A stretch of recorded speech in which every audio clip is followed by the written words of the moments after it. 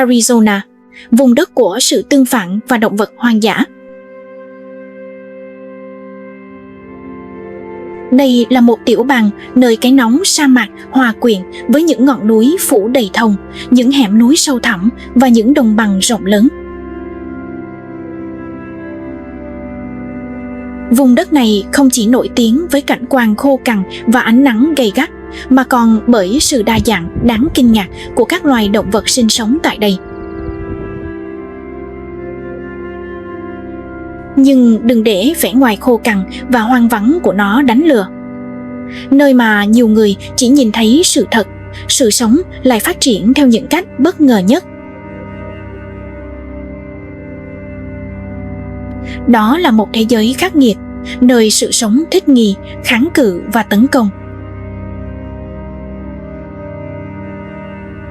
Ở đây không có lồng giam hay luật lệ, chỉ có bản năng sinh tồn thuần túy và động vật hoang dã hung dữ biến cái nóng thiêu đốt thành sức mạnh. Arizona không chỉ là một tiểu bang ở Tây Nam Hoa Kỳ. Đó là một khung cảnh thiên nhiên, nơi sa mạc, hẻm núi, rừng cây và núi non giao thoa, tạo nên những cảnh quan đa dạng và đầy bất ngờ.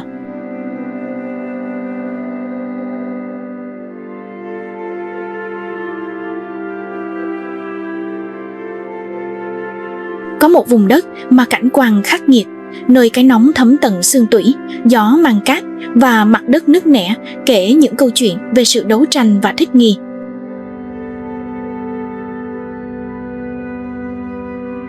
Một vùng đất được đánh dấu bởi ánh mặt trời, nơi bóng tối hiếm hoi và ngày dường như vô tận. Ở đó, những tảng đá giữ ấm hàng thế kỷ, và khi mây xuất hiện, chúng được đón nhận như một món quà quý hiếm.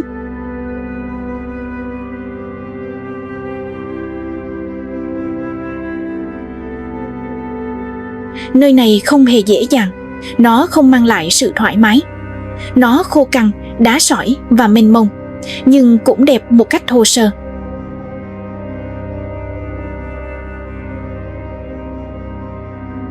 Màu sắc thay đổi theo ánh sáng. Đất có vẻ như đã chết, nhưng nó ẩn chứa những bí mật. Đất nứt ra, trồi lên rồi lại sụt xuống, tạo nên những cảnh quan dường như không thuộc về thế giới này.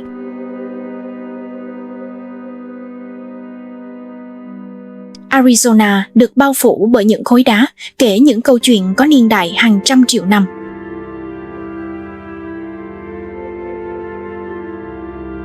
Một số tảng đá cổ nhất của nó có niên đại khoảng 1,7 tỷ năm, được hình thành từ thời tiền Cambrian, thời điểm sự sống mới bắt đầu xuất hiện trên trái đất.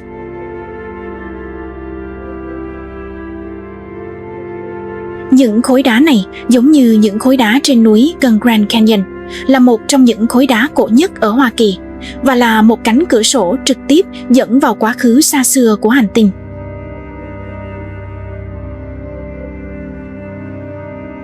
Về bản chất, bước đi trên những khối đá này chính là bước vào lịch sử của hành tinh. Chúng là những mảnh vỡ của một thế giới nguyên thủy, nơi trái đất vẫn đang tự định hình và chuẩn bị cho sự bùng nổ của sự sống sẽ đến sau này rất lâu.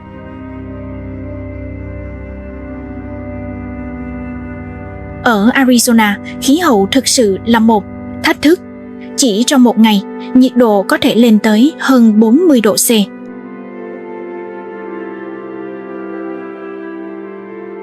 Điều này có nghĩa là trong khi mặt trời chiếu sáng với sức nóng gần như không thể chịu đựng được vào giữa trưa, làm nóng mặt đất và không khí đến mức thiêu đốt, thì ban đêm lại mang đến sự giải nhiệt đột ngột. Nhiệt độ có thể giảm mạnh, để lại một cái lạnh bất ngờ làm tê liệt sa mạc và núi non.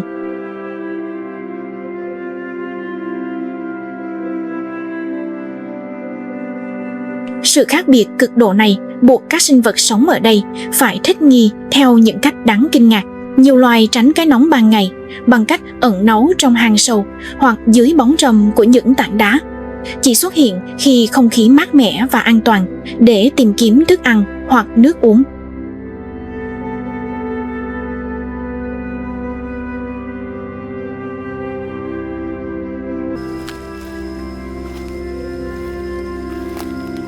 Diều thư ký là một loài chim săn mồi đặc biệt với dáng vẻ của một quý tộc châu Âu thế kỷ 17 và khả năng tấn công như một võ sĩ quyền Anh.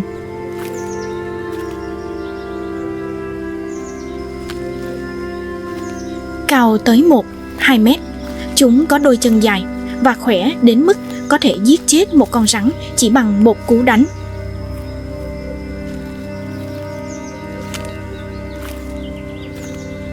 Bộ lông xám nhạt, đầu nhỏ và màu đen thẳng đứng, mềm mại sau cổ gợi nhớ đến những thư ký hành chính thời xưa, do đó mới có tên là diều thư ký.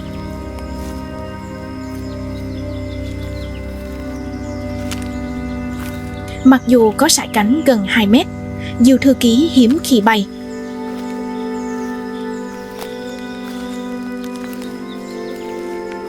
Chúng dành phần lớn thời gian trên mặt đất, lang thang tìm kiếm con mồi dưới cái nắng thiêu đốt.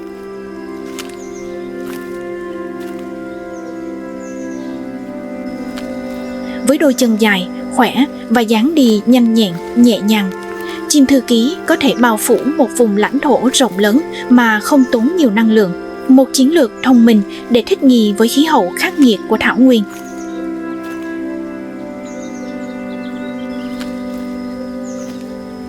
Không giống như hầu hết các loài chim khác, sợ rắn, chim thư ký coi rắn là một trong những nguồn thức ăn ưa thích của mình.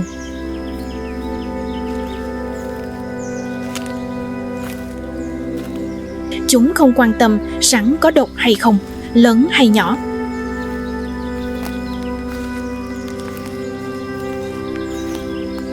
Chim thư ký sinh ra để đối đầu với rắn và đã tiến hóa để làm điều đó cực kỳ hiệu quả.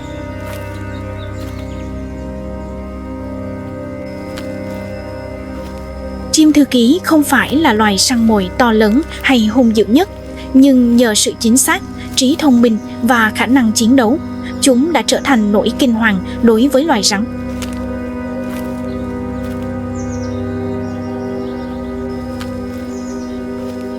Trong một thế giới mà rắn gieo rắc nỗi sợ hãi, chim thư ký là biểu tượng của lòng dũng cảm và sức mạnh, những kỵ sĩ thực thụ của thảo nguyên.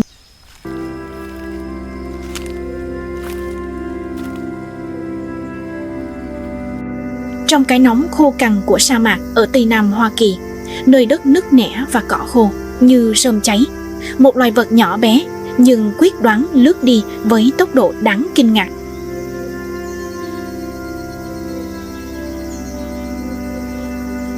Nó không phải là một loài săn mồi hung dữ, mà là một loài chim.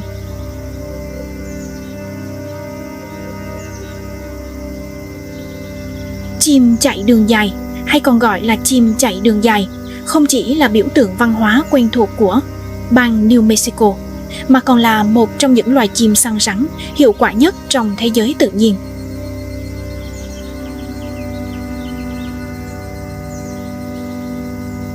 Chim chạy đường dài có tên khoa học là Geocortex californianus.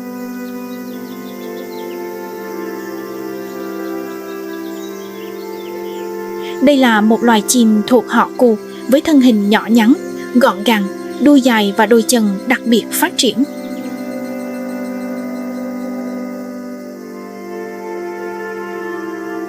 Không giống như các loài chim khác bay lượn trên bầu trời, chim chạy đường dài thích ở trên mặt đất. Điều này khiến đôi chân của chúng trở thành một vũ khí lợi hại, khỏe, dài, nhanh nhẹn và nhanh đến mức có thể đạt tốc độ 32 km/h, đủ để bắt được nhiều loài bò sát và côn trùng đang cố gắng trốn thoát.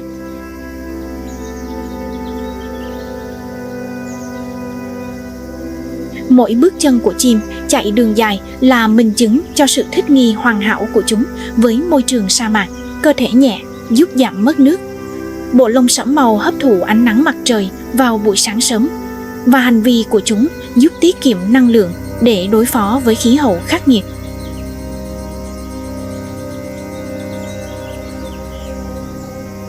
Không phải ngẫu nhiên mà người dân New Mexico lại chọn loài chim này làm biểu tượng cho tiểu bang. Chim chạy đường dài là hình ảnh sống động của sự kiên cường, thông minh và tinh thần vượt qua những thử thách khắc nghiệt nhất mà thiên nhiên đặt ra.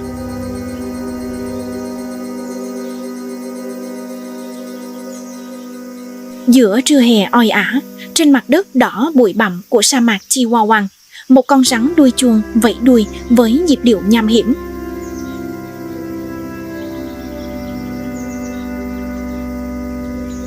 Từ xa, chim chạy đường dài xuất hiện, không hề tỏ ra sợ hãi.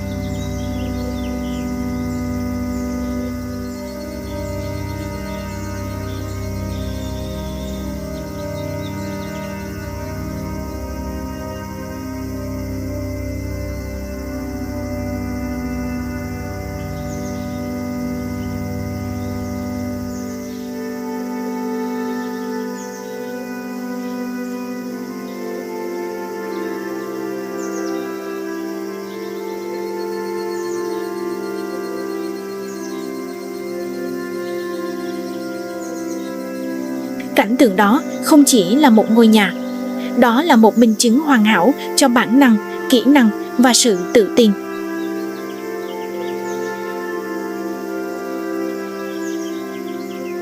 Một sinh vật nhỏ bé giữa sa mạc đã đánh bại kẻ giết người khét tiếng bằng sức mạnh riêng của nó.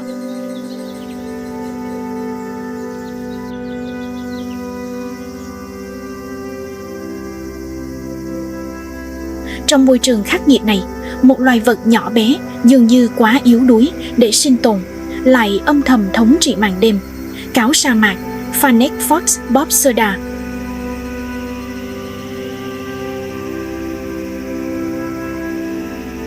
Với đôi tai khổng lồ gần bằng đầu, cáo Fennec không chỉ nổi bật về ngoại hình mà còn bởi khả năng thích nghi với điều kiện sống khắc nghiệt.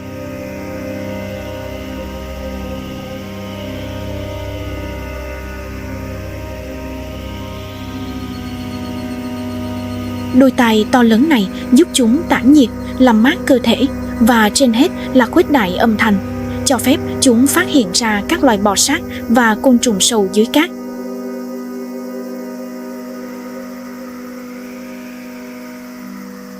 Đây chính là vũ khí bí mật để săn mồi trong bóng tối của chúng.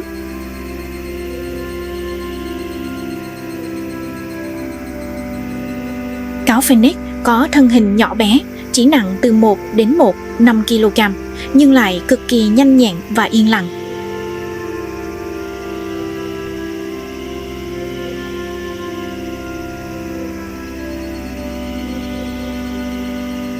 Lòng bàn chân của chúng có một lớp lông dày, giúp chúng di chuyển nhẹ nhàng trên cát nóng mà không phát ra tiếng động.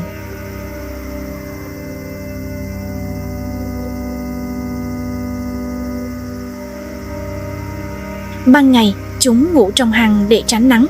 Ban đêm, chúng lướt nhẹ nhàng trên những cồn cát như những cái bóng, theo dõi con mồi bằng khứu giác và thính giác nhạy bén.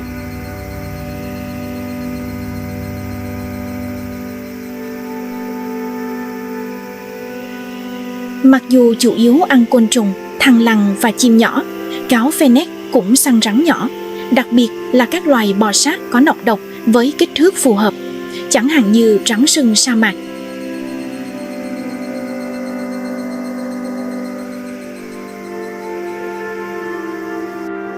Thay vì lao vào cuộc chiến trực diện như cáo Manguitos hay cáo Thư Ký, cáo Fennec sử dụng chiến thuật ẩn nấp, tiếp cận từ phía sau và cắn nhanh, chính xác vào con mồi, cổ rắn, điểm yếu nhất của nó.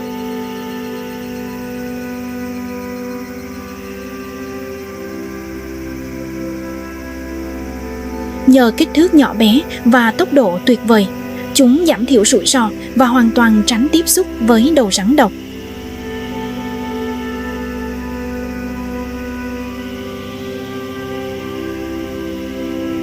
Điều làm nên sự đặc biệt của Fennec không phải là sự hung dữ, mà là trí thông minh và sự im lặng đáng sợ của nó.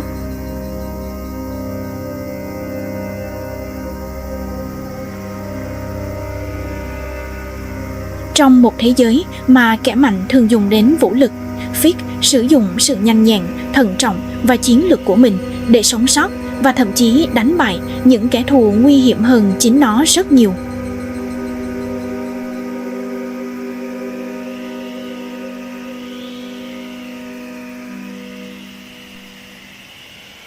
Yên lặng, nhỏ bé nhưng không bao giờ bỏ cuộc, đó chính là bản sắc của loài cáo sa mạc. Một chiến binh nhỏ bé giữa biển cát, nơi mỗi bước chân là một quyết định sống còn, và mỗi ngôi nhà là minh chứng cho trí thông minh thích nghi tuyệt vời của thiên nhiên.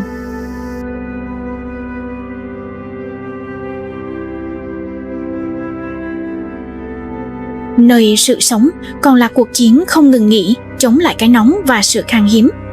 Tồn tại một loài động vật dường như đến từ một thời đại khác, lợn lòi cổ tròn. Nó không phải là một con lợn rừng thông thường, mà là một sinh vật thích nghi với môi trường khắc nghiệt này, một chiến binh sa mạc đích thực.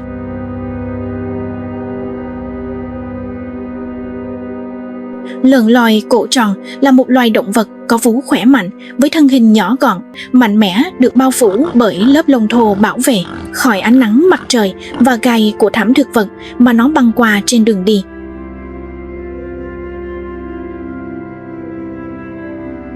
Loài vật này không đi một mình, chúng sống theo các nhóm xã hội được gọi là bầy đàn, có thể nhỏ hoặc khá lớn.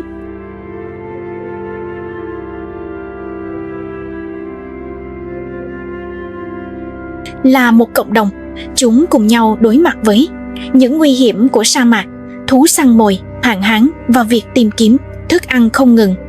Sức mạnh của chúng nằm ở sự đoàn kết, và hành vi của chúng là sự pha trộn giữa lòng dũng cảm và sự hợp tác.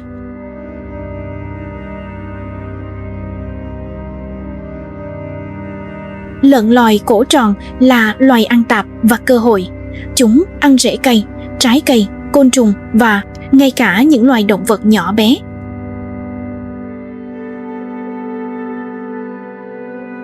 Chúng dùng nanh khỏe để đào đất tìm kiếm thức ăn ẩn náu, và khứu giác của chúng rất nhạy bén để phát hiện tài nguyên trong một môi trường không có gì là thừa thãi.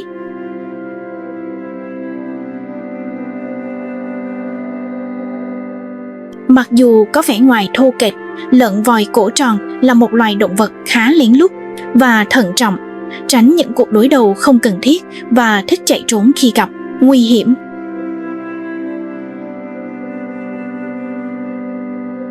Tuy nhiên, khi cảm thấy bị dồn vào đường cùng, chúng có thể tự vệ một cách dữ dội.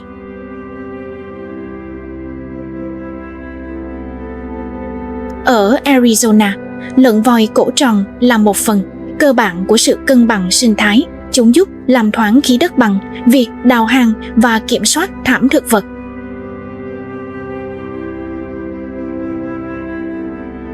Sự hiện diện của chúng trên những vùng đất này là dấu hiệu của một cuộc sống kiên cường, thích nghi với một trong những môi trường khắc nghiệt nhất lục địa.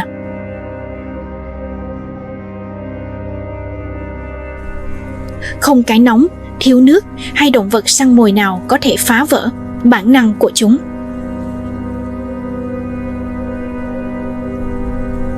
Thích nghi, kiên cường và sống theo bầy đàn, loài vật nhỏ bé này đại diện cho tinh thần sinh tồn, lửa sa mạc khắc nghiệt và im lặng, nhưng tràn đầy sức sống.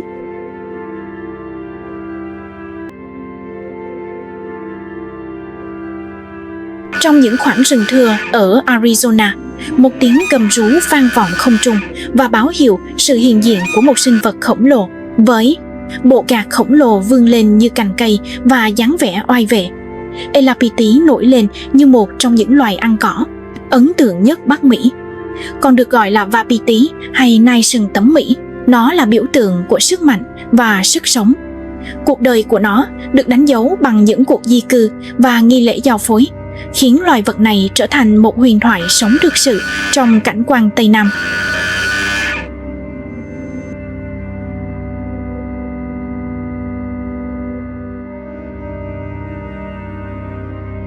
Loài này được tìm thấy trong các khu rừng ôn đới, đồng cỏ và vùng núi ở miền Tây Hoa Kỳ. Ở Arizona, Chúng chủ yếu sống ở vùng Plateau, rừng thông Ponderosa và các khu vực gần Grand Canyon. Chúng ưa thích môi trường sống có thảm thực vật phong phú để kiếm ăn và những khu vực trống trải để đàn di chuyển. Những cuộc di cư theo mùa đưa chúng vượt qua những khoảng cách xa, tìm kiếm đồng cỏ xanh vào mùa xuân và những khu vực được bảo vệ hơn vào mùa đông.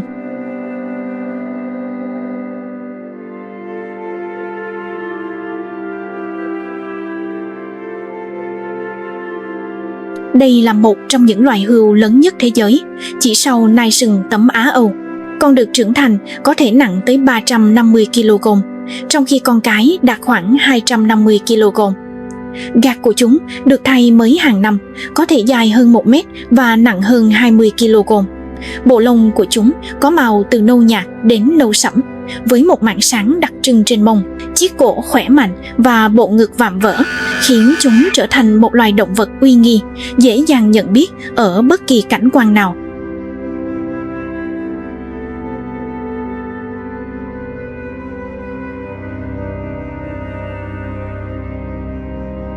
Chúng ăn cỏ, vỏ cây và lá cây. Chúng là loài động vật ăn cỏ quan trọng trong sự cân bằng của hệ sinh thái rừng. Chúng sống theo bầy đàn có tổ chức. Con cái và con non thường tụ tập thành đàn lớn, trong khi con đực vẫn tách biệt cho đến mùa giao phối. Vào mùa thu, mùa động dục bắt đầu. Một nghi lễ mà con đực rống lên dữ dội để thu hút con cái và xua đuổi đối thủ. Những cuộc đối đầu có thể rất ngoạn mục, với tiếng gạt va chạm vang vọng khắp các tán cây.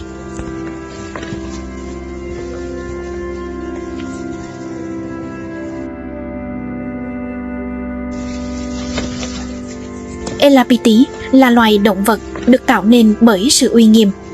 Trong những cánh rừng Arizona, Subramido là tiếng vọng của tổ tiên, kết nối hiện tại với quá khứ hoang dã, nơi thiên nhiên ngự trị. Với sức mạnh, kích thước và dáng vẻ uy nghiêm, Elapiti nhắc nhở chúng ta rằng cuộc sống trong rừng không chỉ được đo bằng sự khôn ngoan hay tốc độ, mà còn bằng sự hiện diện. Nó là một gã khổng lồ bước đi với sự bình tĩnh của một người, biết rằng sự tồn tại của nó đã là biểu tượng của sức mạnh và sự kiên cường.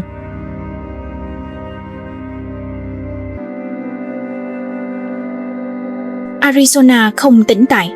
Nó rung động và thở, và làm như vậy với tần số mà không phải ai cũng có thể cảm nhận được.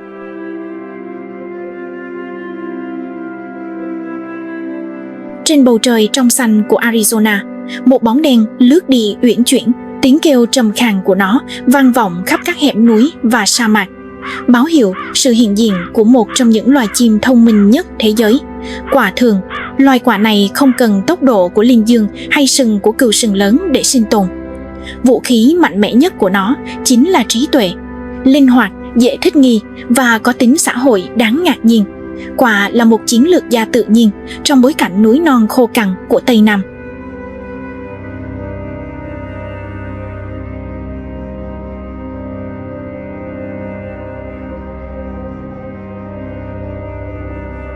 Đây là một trong những loài chim phân bố rộng rãi nhất hành tinh. Và ở Arizona, chúng được tìm thấy ở hầu hết mọi hệ sinh thái, từ những sa mạc nóng bỏng của Sonora đến những khu rừng lá kim của dãy White Mountains. Khả năng thích nghi với khí hậu khắc nghiệt và các loại thức ăn khác nhau đã khiến chúng trở thành cư dân lâu dài và thành công của tiểu bang. Quạ thường được nhìn thấy đơn độc hoặc theo cặp, mặc dù chúng cũng có thể tụ tập thành đàn xung quanh những nguồn thức ăn dồi dào.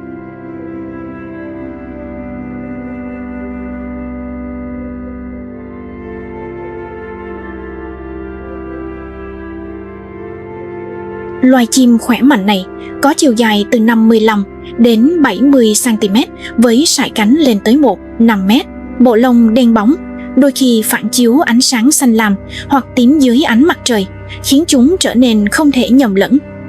Mỏ của chúng khỏe và cong, được thiết kế để xé thịt, trái cây hoặc côn trùng. Đôi mắt đen của chúng phản ánh mức độ thông minh đáng kinh ngạc, vì quạ được coi là một trong những loài chim tinh tường nhất, có khả năng giải quyết các vấn đề phức tạp và sử dụng các công cụ ứng biến.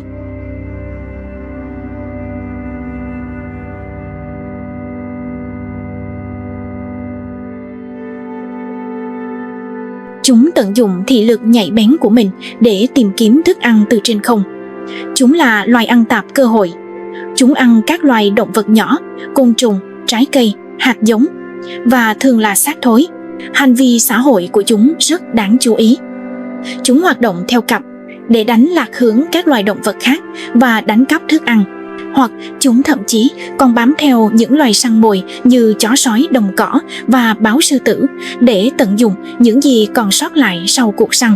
Chúng cũng nổi tiếng với việc giấu thức ăn để tiêu thụ sau, thể hiện một trí nhớ đáng kinh ngạc. Hơn nữa, tiếng kêu của chúng vô cùng đa dạng, với những tiếng kêu vừa mang tính xã hội, vừa mang tính cảnh báo.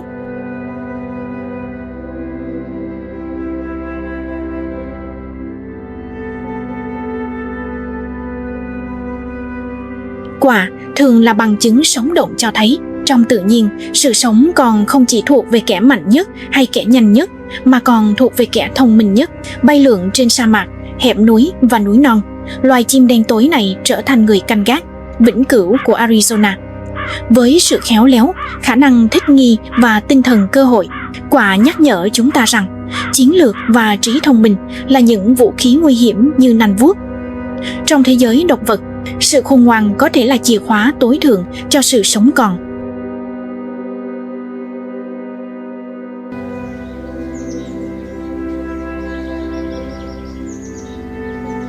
Giữa rừng, nơi những cây thông vươn lên bầu trời Arizona, một tiếng gõ nhịp nhàng vang vọng như một tiếng trống tự nhiên. Đó là dấu ấn đặc trưng không thể nhầm lẫn của loài chim gõ kiến sồi, một kỹ sư hệ sinh thái nhỏ bé kết hợp sức mạnh, chiến lược và đời sống cộng đồng. Loài chim này không chỉ kiếm thức ăn bằng lao động liên tục, mà còn biến cây cối thành kho dự trữ thực sự, đảm bảo sự sống còn của chính nó và của cả đàn.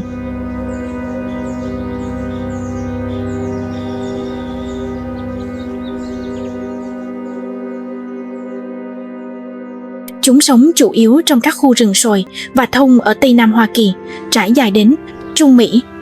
Ở miền Trung và miền Nam Arizona, có những vùng rừng rậm nơi những cây cao, khỏe mạnh cho phép chúng thực hiện lối sống độc đáo của mình.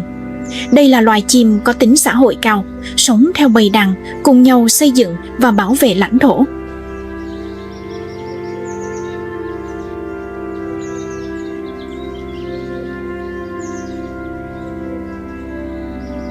Loài chim gõ kiến này có kích thước từ 20 đến 23 cm và được phân biệt bởi bộ lông tương phản. Chúng có đầu đỏ tươi, cổ họng trắng và thân đen với những điểm nhấn màu xanh lam. Đôi cánh khỏe khoắn và chiếc mỏ sắc nhọn của chúng là công cụ hoàn hảo để khoan vào gỗ.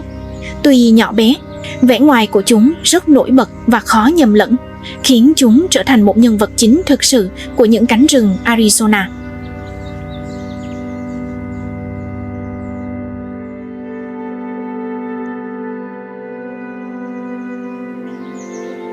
Chim gõ kiến quả sồi là một ví dụ về tính tổ chức và hợp tác. Chúng sống theo bầy đàn, nơi tất cả các thành viên cùng nhau nuôi dạy con non và bảo vệ lãnh thổ. Thức ăn chính của chúng là quả sồi, được chúng thu thập và cất giữ trong các lỗ đào trên thân cây, tạo thành những gì được gọi là kho thóc quả sồi. Những kho thóc này có thể chứa hàng ngàn quả sồi, đảm bảo nguồn thức ăn quanh năm. Chúng cũng bổ sung chế độ ăn uống của mình bằng côn trùng, nhựa cây và trái cây. Ban ngày, chúng là một loài chim năng động và ồn ào, giao tiếp bằng những tiếng kêu chói tai và tiếng gõ liên tục.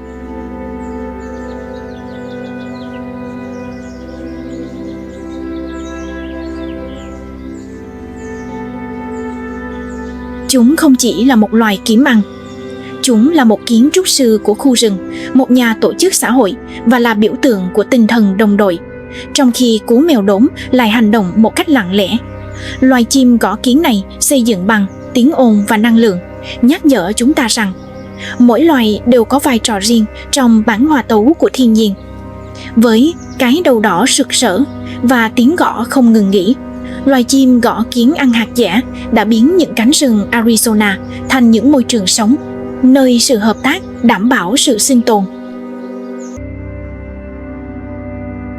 Trong bóng tối của những cánh rừng Arizona, Giữa những cây thông cao và những hẻm núi sâu ẩn giấu một loài chim mà hầu hết mọi người đều không để ý.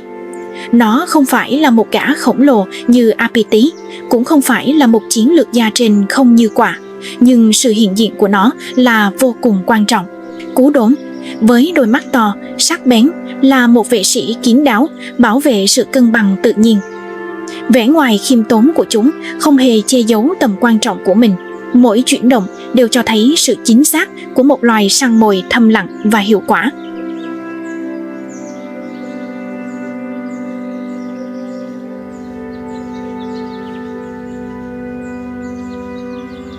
Chúng sinh sống trong các khu rừng lá kim và hỗn giao ở Tây Nam Hoa Kỳ, bao gồm cả vùng núi phía Bắc và phía Đông Arizona. Chúng ưa thích những khu vực có tán lá rậm rạp và hẻm núi được bảo vệ, nơi chúng tìm thấy nơi trú ẩn và thức ăn.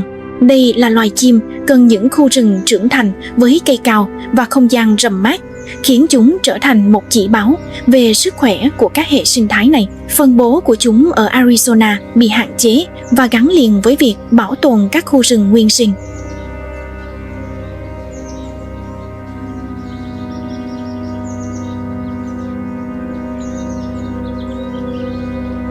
Chúng có chiều cao từ 40 đến 48 cm và có bộ lông màu nâu với những đốm trắng, giúp ngụy trang hoàn hảo giữa vỏ cây.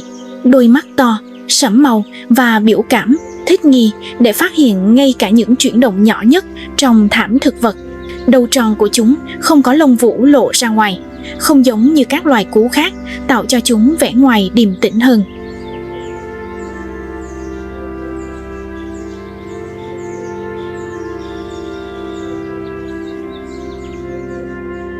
Chuyến bay của chúng hoàn toàn yên lặng nhờ cấu trúc đặc biệt của bộ lông, khiến chúng trở thành một thợ săn nguy hiểm đối với con mồi. Thức ăn của chúng bao gồm các loài động vật có vú nhỏ, chim và côn trùng, săn mồi bằng những chuyển động nhanh nhẹn, lặng lẽ. Chúng thường sống theo cặp, bảo vệ một lãnh thổ cố định quanh năm. Mặc dù có kích thước nhỏ, nhưng chúng là loài săn mồi chủ chốt. Chúng điều chỉnh quần thể, các loài gặm nhấm và các loài động vật nhỏ khác, duy trì sự cân bằng của khu rừng.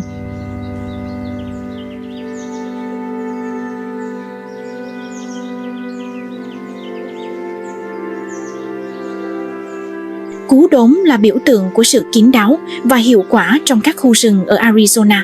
Mặc dù không có sức mạnh hùng vĩ như loài cú lapiti hay sự xảo quyệt, ồn ào như loài quạ, nhưng vai trò của chúng rất thiết yếu trong bộ máy tinh tế của thiên nhiên. Ánh mắt xuyên thấu và chuyến bay yên lặng của chúng nhắc nhở chúng ta rằng trong tự nhiên, không phải lúc nào sức mạnh hay kích thước cũng đảm bảo sự sống còn, mà là khả năng hành động chính xác và cân bằng. Một người bảo vệ ẩn mình giữa những tán cây, giữ cho trật tự tự nhiên của khu rừng luôn tồn tại trong mỗi cuộc săn mồi.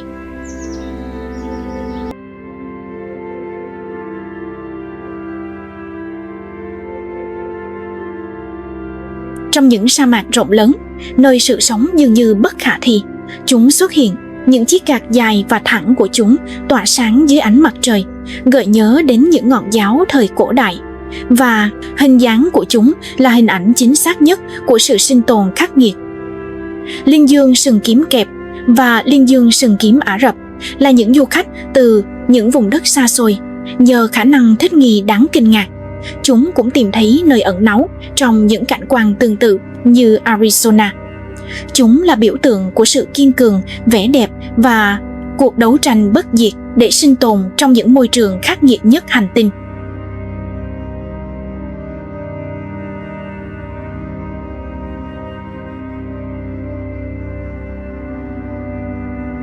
Liên dương sừng kiếm kép hay liên dương oryx có nguồn gốc từ miền Nam châu Phi, sinh sống ở các thảo nguyên khô cằn và sa mạc của Namibia và Nam Phi.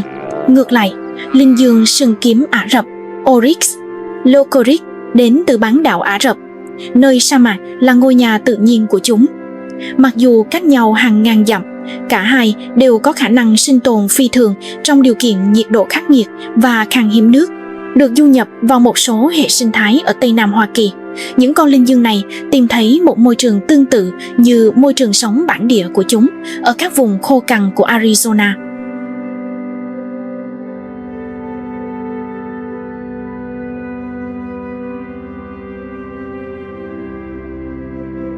Linh dương sừng kiếm Cape là loài lớn nhất trong chi của chúng, cao tới 1-2 mét tính đến vai và nặng 200 kg. Bộ lông của chúng có màu xám với những đốm đen nổi bật trên mặt và chân, tạo nên vẻ ngoài uy nghi. Linh dương sừng kiếm Ả Rập nhỏ hơn và mỏng manh hơn, cao khoảng 90 cm và nặng gần 100 kg, với bộ lông trắng bóng phản chiếu ánh nắng mặt trời và giúp chúng mát mẻ trong sa mạc. Cả hai đều có gạc dài, thẳng, có thể dài hơn 1 mét ở cả con đực và con cái. Những chiếc gạc này được sử dụng để phòng thủ chống lại động vật ăn thịt và trong chiến đấu giữa các cá thể.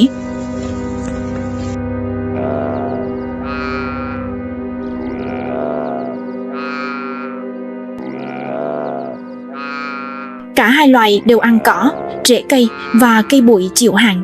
Sinh lý của chúng được thiết kế để tiết kiệm nước. Chúng có thể sống sót hàng tuần mà không cần uống nước nhờ hấp thụ độ ẩm cần thiết từ thực vật mà chúng ăn. Linh dương Cape thường sống theo bầy đàn nhỏ đến trung bình, trong khi linh dương Ả Rập lại sống theo bầy đàn gắn kết hơn. Chúng là loài động vật sống theo bầy đàn, nhưng cũng rất kiên cường, có khả năng di chuyển đường dài để tìm kiếm thức ăn trong thời kỳ khan hiếm.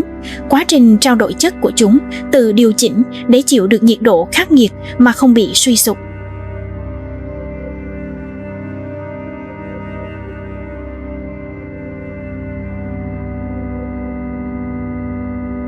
Chúng là hai biểu tượng sống cho sức chịu đựng của sa mạc. Cặp gạc thẳng của chúng thể hiện sự thanh thoát của sự sinh tồn, và cơ thể thích nghi với nhiệt độ khắc nghiệt của chúng chứa đựng câu trả lời cho một trong những thử thách lớn nhất của cuộc sống: hãy phát triển mạnh mẽ ở nơi gần như không gì có thể làm được.